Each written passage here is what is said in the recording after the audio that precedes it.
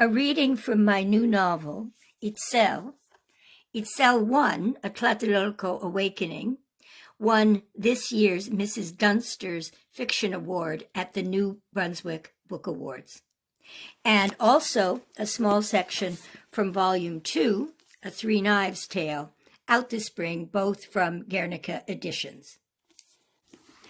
Thank you.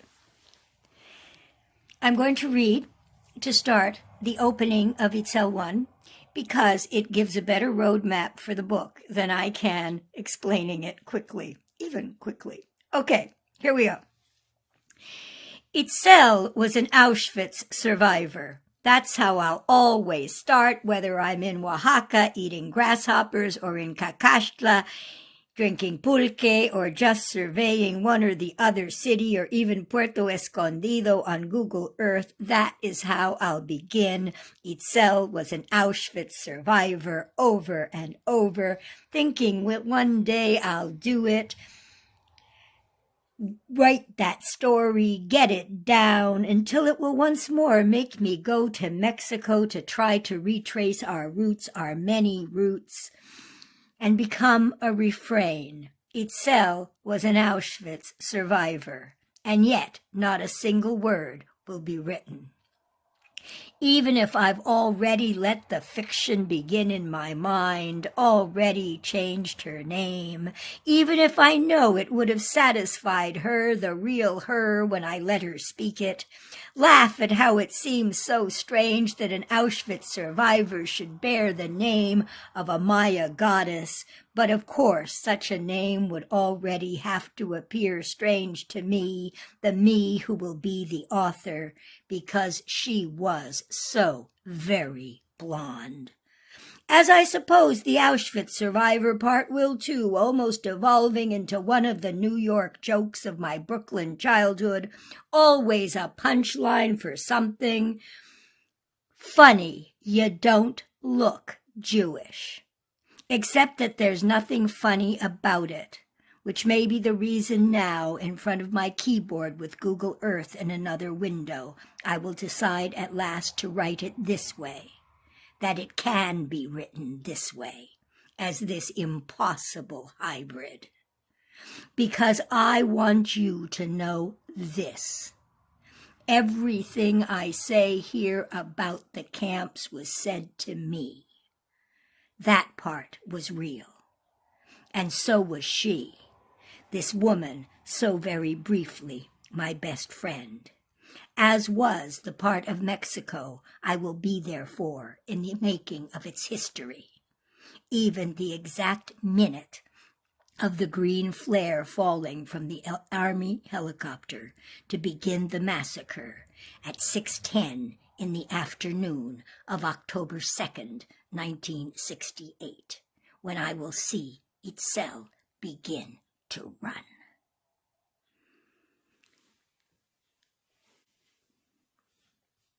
The next part, still from Itzel I, nonfiction. All that I'll read here today are nonfiction parts. It's a small story, not the worst of the camps, but the one that so damaged her. That Nazi ideal German, that was beautiful. That was what she had been taught was beautiful. That was the romantic partner you imagined behind you, smiling into your mirror before the dance. And there will be that terrible blank irony at the edge of her upturned lips as she begins to speak. It was the first thing I did, she'll say, when we arrived at the camp. When we were separated from our parents and our brother, only my sister and I left together, I picked the most beautiful guard because I thought he would be the kindest, and I went up as close as I could get to him, and I asked, "Where did our parents go?" I said. And he smiled. I can still see it. That white-toothed, wide, blonde, Germanic smile. "Bunker, ha," he said. "Bunker, ha." And he laughed and kept laughing and said it louder. so that all the other guards laughed with him. Then he turned away. Only later would we learn what he meant. Bunker H. Der Himmel Bunker. Der Himmel Bunker, bright like a neon sign in the air between us, as I'll watch her trying to come up with a way of translating it. Almost ready to speak myself when the painter will notice her difficulty too, her mouth forming words that do not emerge, and move over to her side and put his hand over hers where it rests on the chair there in his living room where we're visiting, and he'll whisper to her softly, "She knows." "Nota already knows," he'll say, pressing her hand to his cheek as he looks at me, because he can see it clearly in my face. The initials are the same, English and German the same, though not the Spanish. But I'd heard that word Himmel before anyway, in some expression or other, Gott im Himmel or some such, on the lips of one of Billy's maternal Wisconsin relatives, or maybe in the bright, violent cartoons of the Katzenjammer kids. But he'll say it anyway, repeating her words first. Der Himmel Bunker, then adding in English, the Heaven Bunker. And after that she'll start to speak again, and he'll let her say it herself. The gas chambers. Bunker Ha, the gas chambers.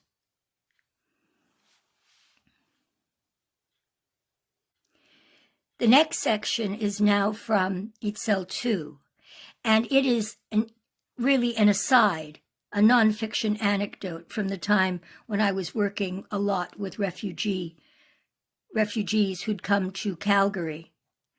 And I was making a trip to Nicaragua through Mexico in the early 80s.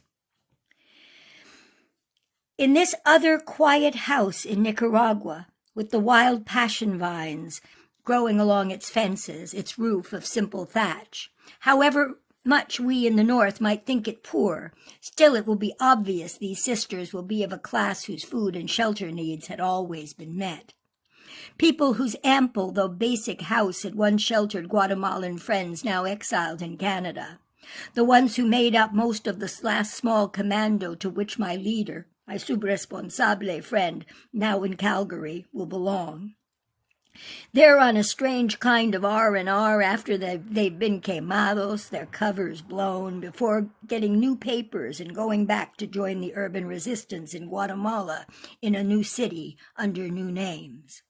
While what I'll be doing will not be strictly political, but a simple favor, I will carry a message of survival, at least for 4 of the 5.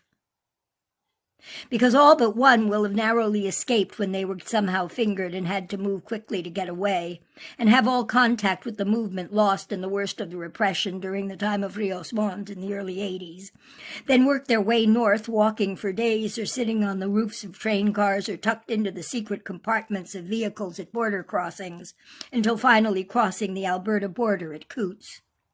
Going right, or is it left just before the border with instructions everybody will know, then calling me the next day so I can put in their petition for refugee status.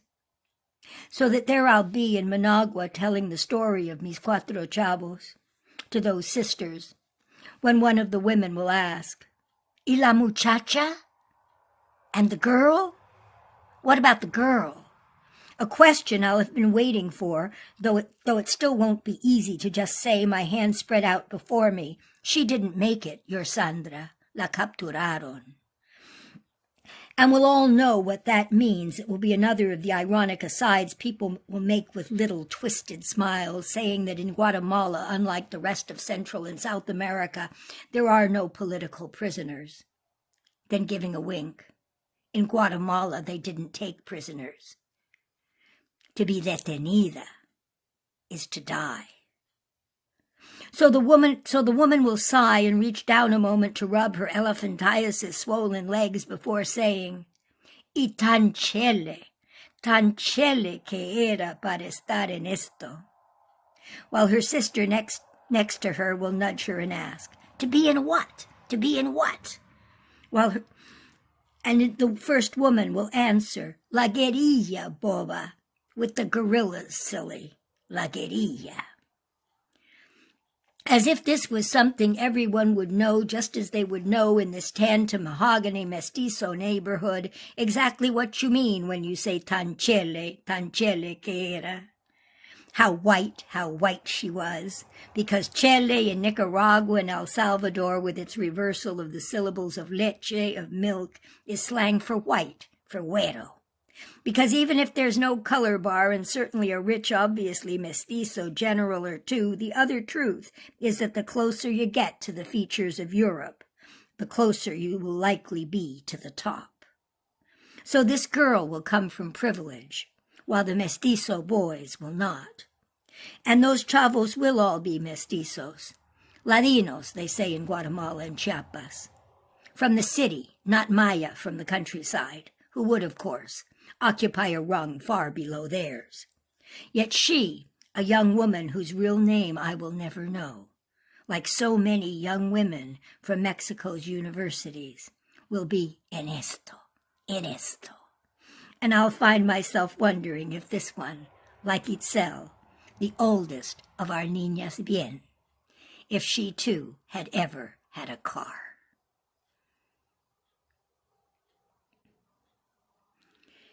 And two, that might be a story I'll tell on my way back from Nicaragua through Mexico, because the word saña and its meaning might have come up. How much greater saña will be then in the genocidal hell of Guatemala, how much more easily deployed.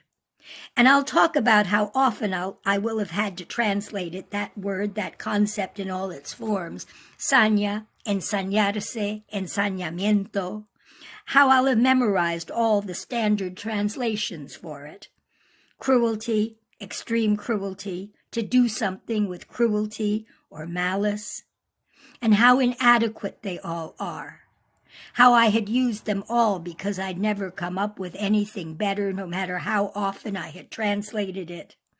Cruelty is, after all, an objective thing. Some things cruel, others not. And malice, even malice aforethought, hardly adequate.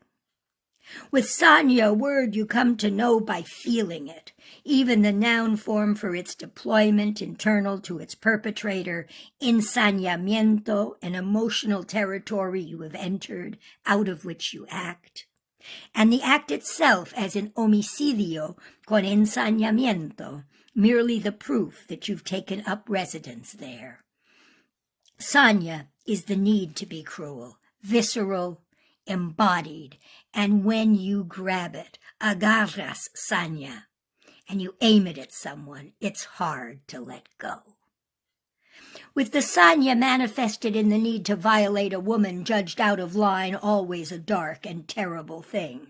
It's hard for a woman to get herself taken seriously, something that could give you room to maneuver, to pass unnoticed, desapercibida, unperceived, the way a man never could. But once that changed, once you were in their sights, their ensañamiento proportionate to your actions might be far greater. You will have betrayed in their minds everything a woman should be.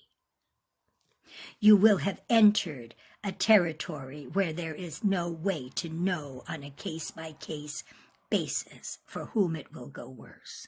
In Argentina, in Mexico, in Chile, in Guatemala, for the Maya villager in her huipil and corte, her traditional skirt and blouse, already the lowest of the low, or for la chele Sandra, la niña bien, with her car, a traitor to her class.